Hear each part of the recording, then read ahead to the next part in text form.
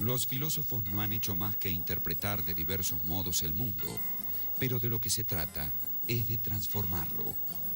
Karl Marx, tesis sobre Feuerbach, tesis 11.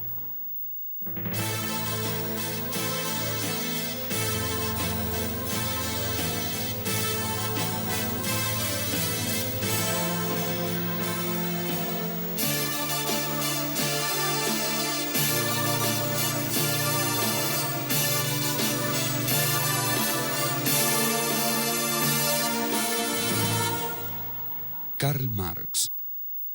Marx es un filósofo que plantea fundamentalmente que al mundo no hay que interpretarlo sino transformarlo.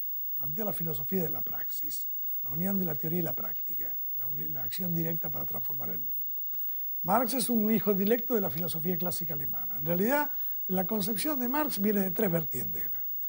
El socialismo utópico francés, con Owen, Lamennais y Saint-Simon, fundamentalmente Saint-Simon y Lamennais, la economía política inglesa y la filosofía clásica alemana, que está conformada fundamentalmente por Hegel y por Feuerbach, que son los principales maestros de Marx. Marx existe en el debate contemporáneo, existe en esto que estamos diciendo.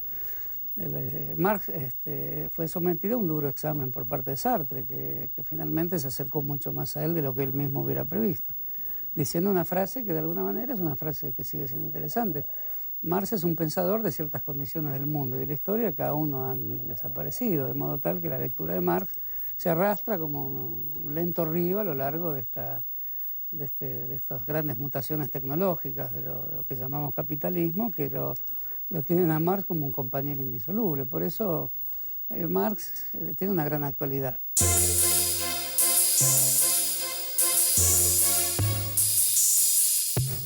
Karl Heinrich Marx nació el 5 de mayo de 1818 en Treveris, una ciudad renana. Su padre era un acomodado abogado de ideas liberales que trabajaba para el Ministerio de Justicia.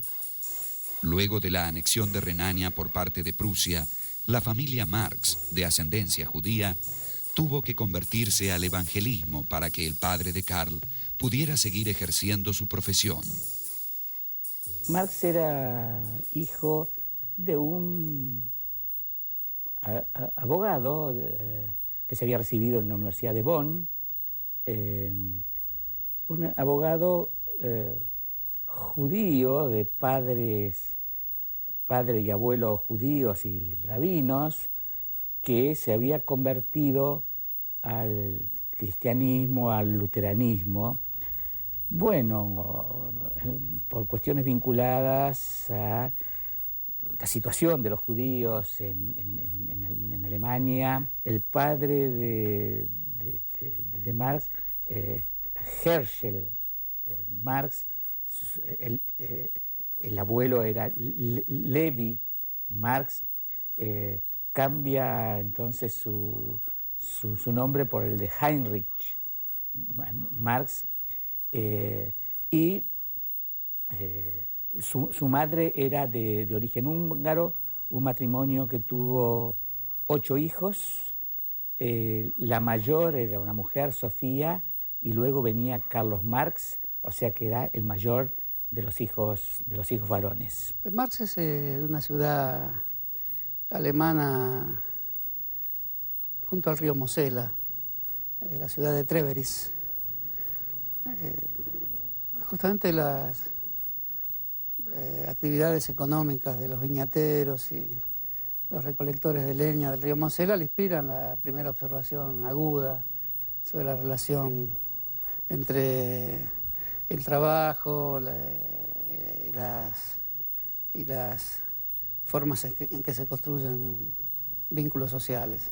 Por consejo de su padre, va a estudiar Derecho, Abogacía, a la misma universidad de su padre, a la Universidad de Bonn. Estamos hablando ya de un Marx con 16, 17 años. Marx frecuentaba también la casa, en ese tiempo de la adolescencia, de un amigo de su padre que vivía en la misma calle, que era Ludwig von Westphalen.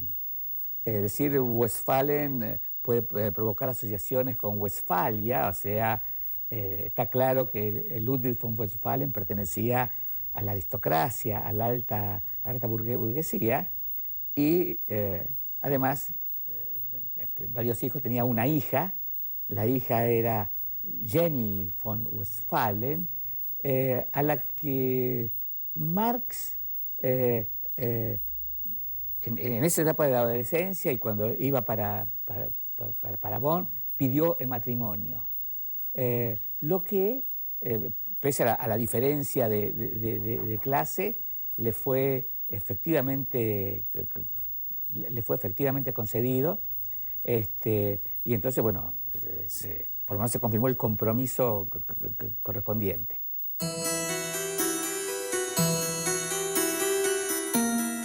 El joven Marx continuó sus estudios en Berlín, interesándose especialmente por la filosofía. En 1841 obtuvo el título de doctor en filosofía con una tesis sobre las diferencias de la filosofía de la naturaleza en Demócrito y Epicuro. Del atomista y materialista Demócrito con el espiritualista Epicuro.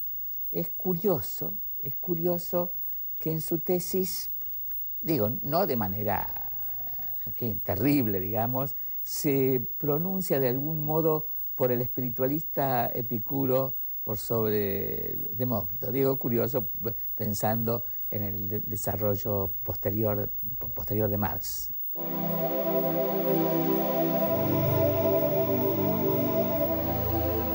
Una vez cumplidos sus estudios, Marx se orientó hacia el periodismo. En 1842 se instaló en Colonia y conoció a quien sería su fiel amigo e íntimo colaborador, Friedrich Engels. Al año siguiente escribió algunos ensayos y su Crítica de la filosofía del derecho de Hegel. Marx planteaba que la filosofía de Hegel era reaccionaria porque legitimaba el status quo. Hegel es un idealista y plantea que la dialéctica es entre la idea y la materia, que es una degradación de la idea, desde el punto de vista filosófico. Y Marx plantea las cosas al revés, él y Engels lo plantean al revés, que la materia está en movimiento permanente, que es eterna, y que la idea, o sea, la conciencia, es producto del ser y no al revés. El ser determina la conciencia, la práctica determina la teoría. Vista la historia con una gran generosidad, Marx es un capítulo de la historia de Hegel, pero al mismo tiempo vista con rigor de las militancias sociales y políticas del siglo XIX y el siglo XX, Marx es el gran heredero y al mismo tiempo el gran crítico de Hegel, y es una pareja indisoluble, ¿no? Es uno de los grandes momentos del humanismo revolucionario del siglo XIX, para llamarlo con un nombre que hoy sería interesante para reavivar estos grandes legados. Marx va a tomar fuertemente la dialéctica de Hegel, aunque la va a desarrollar y la va a utilizar a su manera, va a ser heredero en algún sentido de algunos aspectos de la filosofía hegeliana vía filósofos como el mismo Schelling. Digo el mismo Schelling porque si uno habla del movimiento del idealismo alemán, está mencionando a Fichte, a Schelling y a Hegel.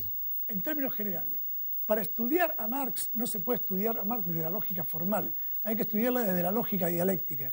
Y la lógica dialéctica no estudia la foto fija, estudia el movimiento. Estudia una cosa en sus concatenaciones, en sus principios y en sus terminaciones. Estudia la cosa siempre en movimiento, nunca fija. En 1844, Marx se dirigió con su esposa a París, donde intentó vivir de sus colaboraciones periodísticas. En esta época, escribió los Manuscritos Económico-Filosóficos, que se mantendrían inéditos hasta 1930. En ese texto, destacó la naturaleza alienada del trabajo bajo el capitalismo y analizó el fenómeno que denominó fetichismo de la mercancía. Se supone que el precio, en términos económicos, tiene que ser la expresión monetaria del valor. Pero ¿por qué hay diferencia entre valor y precio? Te pongo un caso. Para la cancha, vos producís una pelota de fútbol. Supongamos que la producción de la pelota de fútbol te cuesta X tiempo producirla, por lo tanto, ese tiempo transfigurado en una medida monetaria son 100 pesos. Macanudo, la pelota vale 100 pesos porque cuesta X tiempo producirla. Pero vos la llevas a la cancha de River llena, cuando estás jugando con Boca, la pones en circulación, la pelota, y después la sacás en circulación. ¿Qué precio tiene esa pelota? ¿Su precio coincide con el valor? No, el precio se va a las nubes. ¿Por qué? Porque está fetichizada. Entonces el fetichismo de la mercancía, que es justamente la definición de la mercancía. Hay mercancías porque hay esta forma de tapar en la vida la experiencia real sobre las cosas y el papel que el hombre desarrolla gobernando las cosas. Como esto se invertiría, las cosas aparecen gobernando la vida, de ahí la expresión cosificación. Marx realiza esa formidable crítica que después tendrá una consecuencia en toda la filosofía del siglo XIX y del siglo XX, sobre todo del siglo XX, y en la Escuela de Frankfurt particularmente, muy amplia. De modo que la idea de mercancía como una experiencia falsa sobre la realidad, pero no menos que intensa, porque puede ser falsa, pero la experiencia también es una experiencia que liga a las personas a un mundo que hay que transformar, a un mundo que oculta las raíces de la vida productiva, pero no deja de ser una experiencia intensa. Yo creo que lo más importante de los manuscritos económicos filosóficos, que están escritos cuando Marx era joven, en 1844, o sea, cuando era hegeliana izquierda, es el concepto de alienación y enajenación. La alienación es la enajenación, la alienación es la alienación del hombre frente al trabajo, y la enajenación Marx le llama al hombre frente a la producción de bienes de consumo, de mercancía. Porque la mercancía es el propio capitalista. E inclusive el hombre está enfrentado a la naturaleza en ese momento. Aunque el hombre es parte de la naturaleza, se enfrenta a la naturaleza y cuando produce más objetos, se le da más valor a los objetos que produce que al hombre que los produce, digamos.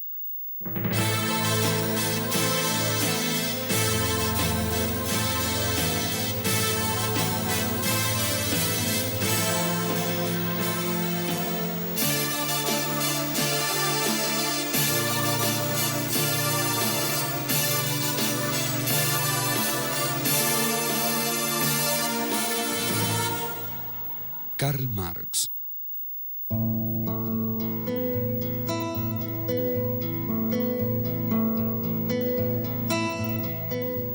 Entre 1844 y 1845, Marx había publicado algunos artículos en un semanario de tendencia antirrusa y antiprusiana que se editaba en Francia. A pedido del gobierno de Prusia, el Ministerio del Interior francés ordenó la expulsión de los colaboradores de dicha publicación.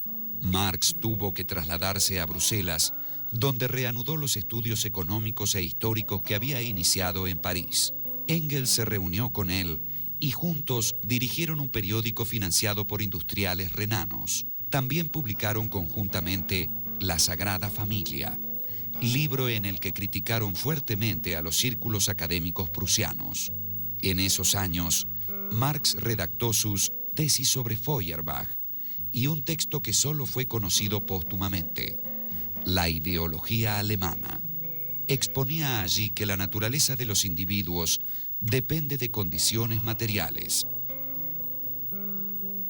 Marx dice, digamos, que hay 3 niveles para la comprensión de una sociedad. El nivel económico en última instancia es el que determina los otros niveles, pero los otros niveles son el jurídico-político y el ideológico. El jurídico-político está determinado por el Estado y las instituciones políticas. Y el ideológico está determinado por las ideas dominantes en ese momento. La lucha de clases no solamente se da en el terreno económico, se da en el terreno político y en el terreno ideológico. Lo que pasa es que para poder cambiar, por lo menos para empezar a cambiar la relación política y la relación ideológica, hay que cambiar las relaciones de producción. Cuando Marx se pregunta, además, ¿cuál es la posibilidad y cuáles son las vías para una transformación de la sociedad, para una transformación estructural de la sociedad? Entonces Marx va a decir que esas vías tienen que ver con la resolución de una triple contradicción. La primera contradicción es la contradicción entre el hombre y la naturaleza. La segunda contradicción se va a dar entre las fuerzas productivas y las relaciones de producción. La tercera contradicción claramente va a ser entre las nuevas relaciones de producción y la vieja superestructura. El desarrollo, el cambio, la transformación de la sociedad se va a producir cuando el hombre triunfe sobre la naturaleza y luego las nuevas fuerzas productivas sobre las viejas relaciones de producción y luego las nuevas relaciones de producción sobre la vieja superestructura, generando una nueva superestructura. En 1847, Marx participó en Londres en el segundo Congreso de la Liga de Comunistas, con quienes estaba vinculado desde 1844. Este Congreso le encargó confeccionar, junto con Engels, un manifiesto comunista, que fue publicado en febrero de 1848. Allí, Marx y Engels expusieron, entre otras cosas, que la historia de las sociedades es siempre historia de las luchas de clases. Fue la piedra angular de lo que luego recibió el nombre de materialismo histórico.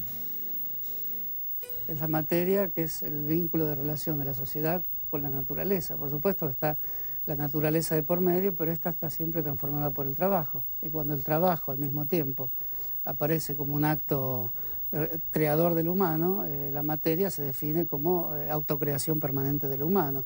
Creo que esa es la mejor manera de interpretar el materialismo histórico.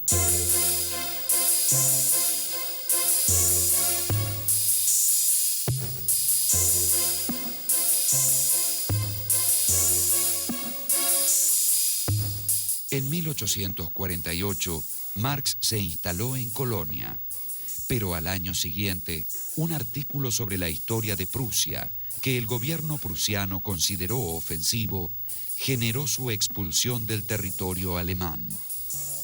En agosto de 1849 se estableció en Londres. Su situación económica era delicada y solo pudo subsistir por la ayuda de su amigo Engels. Marx siguió escribiendo. Entre 1850 y 1852 publicó dos admirables estudios históricos: Las luchas de clases en Francia y El 18 Brumario de Luis Bonaparte. Tanto las luchas de clases en Francia como el 18 Brumario de Luis Bonaparte están mostrando que él tiene plena conciencia y ha estado, y ha estudiado, y ha trabajado las diferentes clases sociales, las diferentes fracciones de clase, que de algún modo en el pensamiento de Marx, tenían que ver con una relación desde la infraestructura en la constitución de las clases a una superestructura. O sea que la superestructura tenía que abrevar en la infraestructura. Marx aceleró sus estudios sistemáticos de la historia económica, aprendió idiomas y comenzó a redactar las notas de lo que sería su mayor obra, Contribución a la crítica de la economía política. Fue publicada en 1859 y resultó bien recibida. La contribución a la crítica de la economía política es el antecedente del Capital, donde habla del dinero, el papel del dinero, de la metamorfosis de la mercancía, de que producción, circulación, distribución y consumo son un mismo proceso, que no están separados, cosa que después va a desarrollar el Capital. Eso y los grundrises. Los grundrises son elementos borradores, digamos, que creo que son dos tomos, en donde ahí esboza los apuntes que después dan vida al Capital, digamos. Desde 1864, Marx fue elegido para integrar el Consejo General de la Asociación Internacional de los Trabajadores, o, como luego se la llamó, la Primera Internacional. Marx subrayó, en abierta oposición a los dirigentes anarquistas, la necesidad de formas efectivas de acción para defender los intereses obreros, sin excluir la constitución de la clase obrera en un partido político. Marx tenía la teoría del frente único. Siempre fue un hombre justamente que tenía propensión a unificar al proletariado y a debatir en el seno del proletariado las diferencias, digamos. Pero en el seno del proletariado contra la patronal. Entonces crea la Primera Internacional, conjuntamente con los bakuninistas y demás, pero después hay una decisión de los anarquistas en esta Primera Internacional y Marx propone llevar esta internacional, que se llama Asociación Internacional de Trabajadores, a Nueva York. La otra se queda en Berlín y la manejan los anarquistas. La continuación de la contribución a la crítica de la economía política apareció en alemán en 1867 bajo el título El Capital, Crítica de la economía política, libro 1. En el campo social, precisamente lo que se ve es que hay un conjunto de clases, que están en constante lucha. Y entonces la pregunta es, bueno, ¿y por qué hay diferentes clases sociales que están en constante lucha? La respuesta que va a intentar dar Marx va a ser una resolución del tema o del problema en el campo económico. No haciendo un reduccionismo a lo económico, en el que todo tenía que quedarse en lo económico. La idea de Marx es llegar a lo económico, resolver el problema en el campo económico y luego volver con el problema resuelto a cada uno de los otros ámbitos, al social, al político y, más difícilmente, al religioso. Aquí estamos hablando de una obra central como es El Capital. Según Marx, la riqueza no es producida por el capital, sino por el trabajo humano. Lo que origina la ganancia capitalista no es más que la explotación del obrero. Allí donde los economistas clásicos veían relaciones entre mercancías, Marx descubrió relaciones sociales. La economía clásica señalaba que el dinero producía más dinero.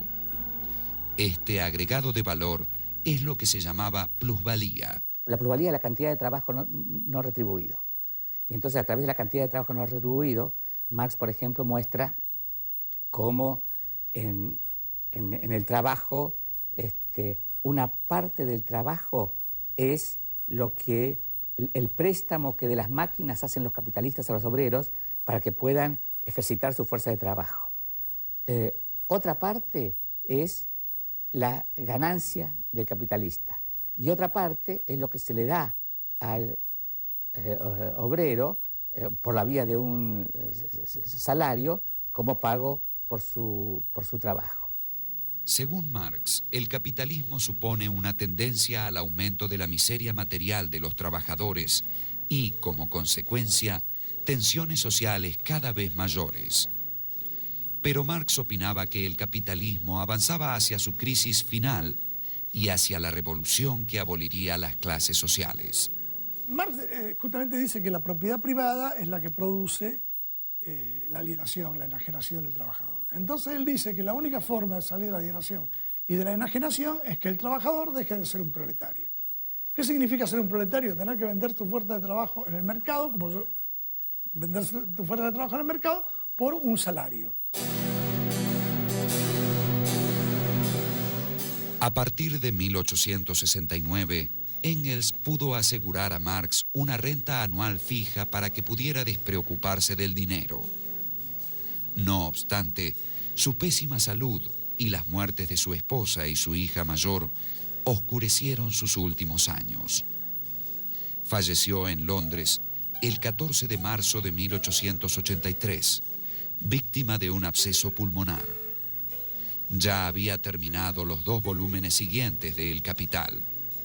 Sería luego Engels quien los revisaría y publicaría. Y el capitalismo y Marx son inescindibles, no se los puede separar porque en el fondo sería una injusticia con el propio pensamiento de Marx, que es un intento de situar lo concreto. Si la materia es lo concreto y lo concreto vive de su contradicción interna. Considerando esto, se puede decir que el legado de Marx está vivo en todo pensamiento que al mismo tiempo que ejecuta sus movimientos hacia la materia de la historia, trata de pensar sobre sí mismo, o sea, qué hizo cuando se lanzó a comprender el mundo. Por eso, en ese sentido, Marx es uno de los grandes filósofos del siglo XIX.